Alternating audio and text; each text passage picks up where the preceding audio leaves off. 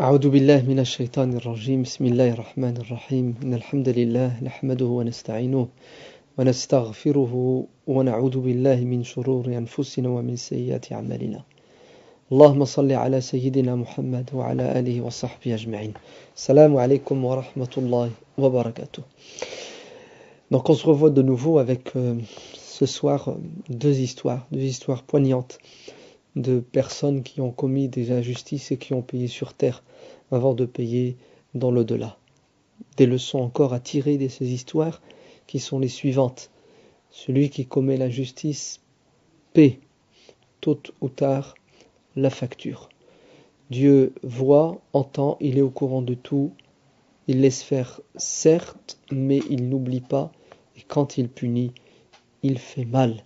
Ainsi, nous ne devons pas abuser de nos pouvoirs. Celui qui est fort doit être aux côtés de l'opprimé contre l'oppresseur. Celui qui est riche doit être du côté du pauvre pour soulager ses souffrances. Celui qui sait doit être aux côtés de l'ignorant pour lui apprendre ce qu'il ne sait pas et ainsi de suite. Et non pas utiliser toutes ses compétences, ses capacités pour être injuste envers les autres.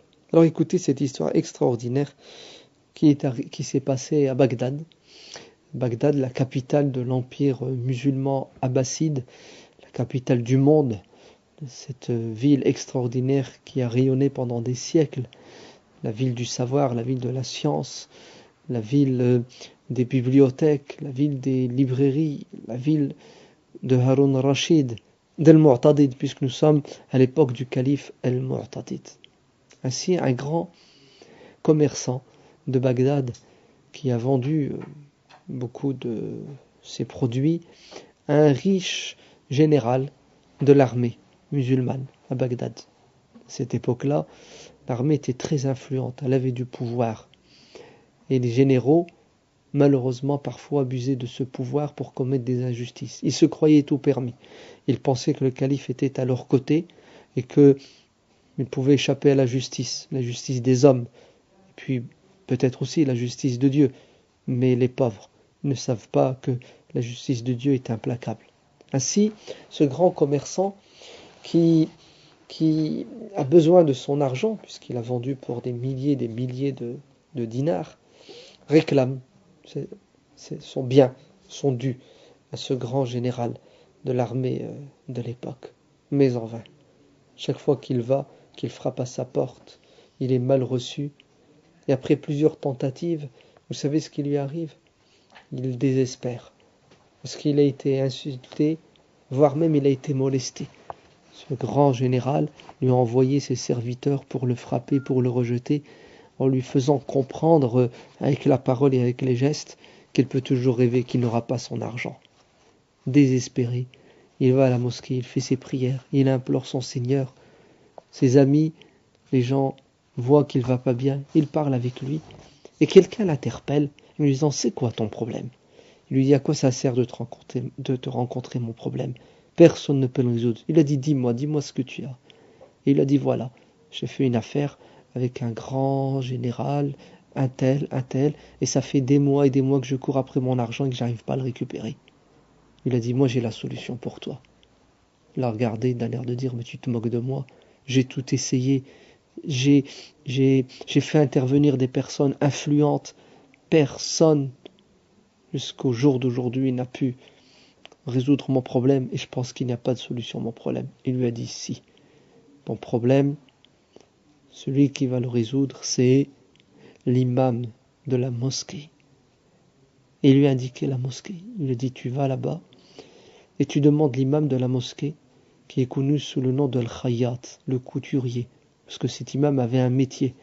Il avait un petit magasin où il faisait de la couture en dehors des moments où il était à la mosquée pour prier, pour enseigner aux gens.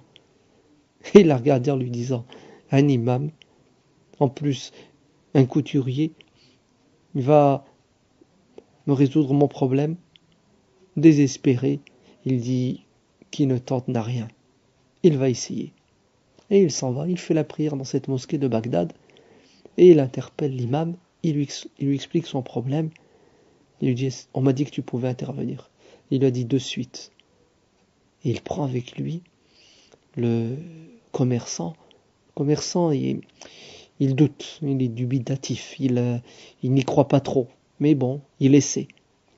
Il va avec lui, et lorsqu'ils arrivent devant le palais de ce général, il frappe à la porte, et il entre. Et à la surprise du commerçant, c'est le général lui-même qui vient accueillir l'imam. Et il le salue, il lui baise la main, il le baise sur le front. Et il l'accueille avec révérence, avec respect, avec crainte même. Et il s'assoit, il discute. Et l'imam dit au général, je suis venu pour intercéder en faveur de cet homme. Il m'a dit que tu lui devais une somme. Est-ce vrai? Je lui ai dit oui, c'est vrai. Il lui dit, tu lui donnes son argent tout de suite. Serviteur, ramenez-moi ma bourse. Et il lui a donné son argent sans rien diminuer de ce qu'il lui devait, avec des excuses, avec une politesse sans égale. L'imam se met debout avec son voisin, le commerçant, et ils sortent du palais. Et là, le commerçant se retourne vers l'imam al-Khayyat et lui dit, au nom de Dieu, je te supplie de me dire pourquoi il t'a accueilli de cette manière et pourquoi il m'a payé sans hésiter, alors que c'est un tyran, alors que voilà ce qu'il m'a fait, voilà ce qu'il m'a fait. Il lui dit, prends ton argent et rentre chez toi. Il lui dit, Wallah, je ne te quitterai pas tant que tu m'auras pas dit qu'est-ce qui s'est passé. Pourquoi est-ce que tu as autant de pouvoir sur cet homme? Il lui dit, puisque tu veux savoir, je vais te raconter. Yallah, bismillah, allons à la mosquée, asseyons-nous, et je vais te raconter ce qui s'est passé il y a quelques années. Alors, qu'est-ce qui s'est passé il y a quelques années à Bagdad? Une ville d'1 million d'habitants, où vous avez effectivement une police, vous avez de l'ordre, mais malheureusement, il y a quand même des injustices. Ce qui s'est passé il y a quelques années, c'est que cet imam al-Khayyat va assister à une scène terrible. Le soir, une femme qui est allée au hammam, lorsqu'elle sort du hammam pour rentrer chez elle, et qu'elle passe devant le palais de ce général qui malheureusement avait bu, elle se fait agresser. Et ce général, sans vergogne, sans honte, essaie de violer cette femme. Il la séquestre et elle crie au secours. Aidez-moi. Les gens réagissent, mais comme il a avec lui ses gardes, personne ne peut lui soutirer cette femme. Al-Khayyat intervient et vous savez ce qui se passe. Il est molesté, il est rejeté, il est même frappé. Pas de respect pour l'imam, pas de respect pour toute cette population.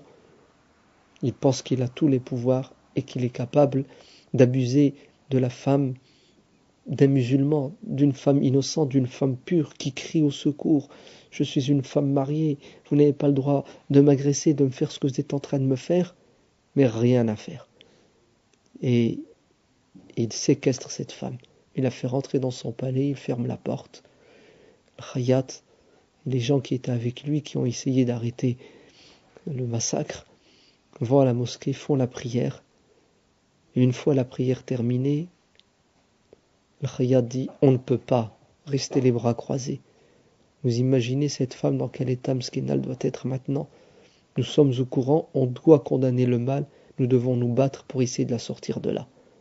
El Khayyat dit à quelques-uns des fidèles qui sont convaincus comme lui, qui ont décidé de le suivre, Hayya bismillah, prenons avec nous tout ce que l'on trouve comme armes, des bâtons, des barres de ferraille, et on va faire une incursion dans sa maison, et on va sortir cette femme des griffes de ce lion, de la cage dans laquelle il est enfermé.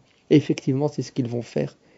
Et là, il va y avoir une petite guerre qui va s'enclencher entre qui? Entre Al-Khayyat et les fidèles de la mosquée.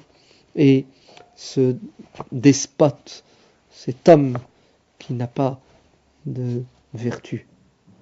Et ça va se terminer très très très mal.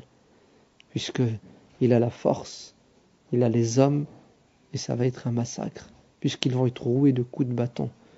Khayyat raconte qu'il était plein de sang, qu'il était incapable de rentrer chez lui debout, tellement ils ont été roués de coups de bâton. Alhamdulillah qu'il n'y a pas eu de mort parmi ses fidèles, mais en tout cas, ils n'ont pas réussi. Ils n'ont pas réussi à sauver cette femme. Au contraire, ils ont été battus, ils ont été humiliés, ils ont été blessés physiquement et au fond de leur cœur. Le Khayyat dit qu'il est rentré à la mosquée, qu'il essayait de se refaire une santé vite fait, se laver parce qu'il était plein de sang, penser ses blessures, mais rien à faire. Le Khayyat ne baisse pas les bras. Il dit, comment je vais faire pour dormir, rentrer chez moi, la conscience tranquille, alors que cette femme skena est entre les griffes de ce lion qui, à chaque instant, peut la dévorer. Et il réfléchit, cherche une solution. Et alhamdulillah, en plein milieu de la nuit, il a une solution extraordinaire. Vous savez ce que fait l'imam al-Khayyat? Il se met à faire l'appel à la prière, l'adhan, à haute voix, fort, il crie. Il fait l'adhan dans l'espoir de réveiller la ville. Pourquoi? Pour faire encore plus de partisans. Alors il fait l'adhan, et plus son adhan se rapproche de la fin, plus des cavaliers se rapprochent de sa mosquée. Et en fait, vous savez quels sont ces cavaliers-là? C'est la police, la garde personnelle du calife, qui a entendu l'adhan et qui a demandé, à l'instant, vous allez me ramener cette personne qui fait l'adhan au milieu de la nuit, qui dérange les gens et qui les réveille, ou qui fait croire à ceux qui veulent jeûner que c'est l'heure de la prière alors que ce n'est pas encore l'heure. Cet homme mérite d'être rappelé à l'ordre. Et effectivement, le Khayyat va être arrêté. Il va être ramené chez le calife al-Mu'tadid, qui va l'interpeller en lui disant, qu'est-ce qui t'a poussé à faire l'adhan en plein milieu de la nuit, alors que ce n'est pas encore l'heure, alors que les gens dorment, alors que tu trompes et tu égares les gens? Et là, le Khayyat va lui raconter tous les détails de ce qui s'est passé cette nuit-là, de ce qu'il a subi, de ce qu'est en train de subir cette femme, de cette injustice qui l'a empêché de dormir. Et le Mu'tadid, qui était un calife, alhamdulillah, conscient, qui avait de la piété, va réagir. Il va envoyer ses gardes dans la demeure, dans le palais de ce tyran, de ce général. Et ils vont libérer cette femme, et ce général va être ramené. Et en présence de l'Khayyat, il va être jugé par le calife, qui va lui dire, tu n'as pas honte, tu as des épouses, tu as de quoi vivre, de quoi être heureux, et au lieu de répandre la justice et la bonté autour de toi, tu t'attaques à des innocents et à des innocentes, tu t'attaques à l'honneur et à la vertu d'une femme. Et là, vous savez ce qu'il va subir? Il va subir le châtiment. Il va être roué de coups de bâton, comme il a roué de coups de bâton l'imam al-Khayyat et les autres. Et une fois qu'il a été roué comme il se doit de coups de bâton, Al-Mu'tadid va ordonner qu'il soit mis dans un sac fermé et jeté dans le Tigre, dans ce fleuve. Et il l'a condamné à mort et c'est comme ça qu'il l'a exécuté. Et il se retourne vers Al-Khayyat et lui dit, va, rentre chez toi, que Dieu te bénisse. Et sache qu'à partir d'aujourd'hui, si tu vois une injustice et que tu n'arrives pas à condamner l'injuste, à l'empêcher de continuer à commettre son injustice, alors tu fais l'appel à la prière à n'importe quel moment de la journée, en dehors des horaires de prière, et je serai tout oui. Je serai à ton écoute et je réagirai sur place. C'est pour cela, Al-Khayyat raconte donc au commerçant qu'il a accompagné pour récupérer son argent. Depuis ce jour-là, les gens viennent me voir pour les aider contre les injustes, contre les oppresseurs, et je n'ai plus eu besoin depuis ce jour-là de faire l'adhan en dehors des horaires de prière, tellement les gens ont peur et craignent la réaction du calife, craignent le châtiment. Donc on voit à travers cette histoire, alhamd, que Dieu, certes, il laisse faire, mais quand il décide d'arrêter al-dhalim, l'oppresseur, l'injuste, il l'arrête et ça lui coûte très cher et ça lui fait très mal. Conclusion, pourquoi commettre l'injustice? Pourquoi chercher à faire des problèmes alors qu'on est sûr que ça va se retourner contre nous sur terre ou dans le delà? Regardez ce beau hadith du prophète sallallahu alayhi wa sallam. Le prophète nous parle d'un homme qui est sorti de chez lui vêtu de vêtements, non pas pour cacher sa nudité, non pas pour être élégant, mais il a porté des vêtements uniquement pour paraître orgueilleux. Il voulait s'exposer en public et montrer aux gens qu'il était supérieur à eux, plein de vanité. Il a attrapé la grosse tête. Tout ce qui l'intéresse, c'est de crâner, c'est de montrer aux autres qu'ils ne valent rien parce qu'ils ne sont pas habillés comme lui. Lui, il a de l'argent, il a des beaux vêtements. Et le voilà qu'il marche, mais il ne marche pas comme tout le monde. Il a une démarche qui reflète justement à nouveau cet esprit d'orgueil. Yatabakhtar, dit le hadith. Et Dieu le laisse cheminer comme ça. Les gens le regardent. Certains l'apprécient, certains le condamnent. Et Dieu va le punir. Quelle est donc sa punition? Sa punition, c'est qu'il a été englouti par la terre. La terre s'est ouverte, il y a eu une faille dans la terre, il est tombé dedans, et la terre s'est refermée. Et le prophète sallallahu alayhi wa sallam dit dans un hadith authentique, il est sahih, je ne sais plus si c'est Bukhari ou Muslim qui le rapporte, mais en tout cas l'un des deux, il dit que cet homme, depuis ce jour-là, depuis le jour où il a été englouti, et ce jusque la fin des temps, jusque la résurrection, il est quoi? Il est là, au milieu de la terre, il essaie de sortir et il n'y arrive pas. C'est son supplice dans la tombe. Vous imaginez, depuis des centaines, je ne sais pas, des milliers d'années, et combien de temps ça va encore durer? Allah alam, peut-être des milliers d'années. Cet homme est en souffrance permanente dans sa tombe parce qu'il a eu une démarche, il a eu une posture de quoi? De quelqu'un qui a attrapé la grosse tête, de quelqu'un qui a voulu écraser les autres. Le prophète sallallahu alayhi wa sallam dit dans un hadith authentique et sahih, il dit que ceux qui pensent qu'ils sont grands et forts sur terre, qui essaient d'écraser les autres, le jour de la résurrection, quand ils seront ressuscités, n'auront pas la taille et la forme d'un être humain. Ils seront aussi petits qu'une fourmi. Pensez qu'ils étaient grands et forts sur terre. Regardez, Dieu les a réduits à quoi? Il les a réduits à des fourmis.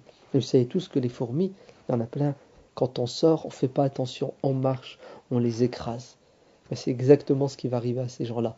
Ils écrasaient les gens sur terre en pensant qu'ils étaient plus forts qu'eux, plus riches qu'eux, mieux habillés qu'eux, plus intelligents qu'eux, etc., etc. Le jour de la résurrection, les gens ne les calculeront même pas, ne les verront même pas, ils les écraseront, ils marcheront sur eux comme eux ils essayaient de marcher sur leurs semblables sur terre. Donc, ne commettez pas d'injustice, n'attrapez pas la grosse tête, car Dieu n'aime pas al-mutakabbirin ou kullu jabbarin anid. Dieu n'aime pas les tyrans, Dieu n'aime pas les despotes, Dieu n'aime pas ceux qui utilisent leur force pour écraser les autres. Et c'est Ali ibn Abi Talib, je crois, qui disait, si tu penses que tu es fort, alors lève les yeux au ciel et n'oublie pas la force et la puissance de Dieu. Qui es-tu? C'est Dieu qui t'a créé. Tu n'es rien, tu es tout petit. Et un jour, Abdullah ibn Omar radiallahu anhu était assis et il voit un gouverneur qui s'appelle Al-Muhallab, qui justement, sur sa monture, il avait, il dégageait ce sentiment d'orgueil, de grandeur. Et Abdullah ibn Omar l'interpelle en lui disant, souviens-toi d'où tu viens, où tu vas aller. C'est-à-dire, tu n'étais rien, tu étais infiniment petit à un moment donné. Et tu vas finir quoi? Tu vas finir dans une tombe. Tu vas devenir de la poussière. L'être humain n'a pas à croire à aucun moment de sa vie qu'il a tous les pouvoirs. C'est Dieu qui a tous les pouvoirs, donc n'abuse pas des petits pouvoirs que tu as, parce que Dieu laisse faire, mais quand il fait mal, il fait très mal. Je vous revois, Inch'Allah, dans une autre séance, avec une autre histoire qui va dans le même sens, pour que l'on comprenne comment se terminent les mauvaises actions. Barakallahu fikum, wassalamu alaikum wa rahmatullah wa barakatuh.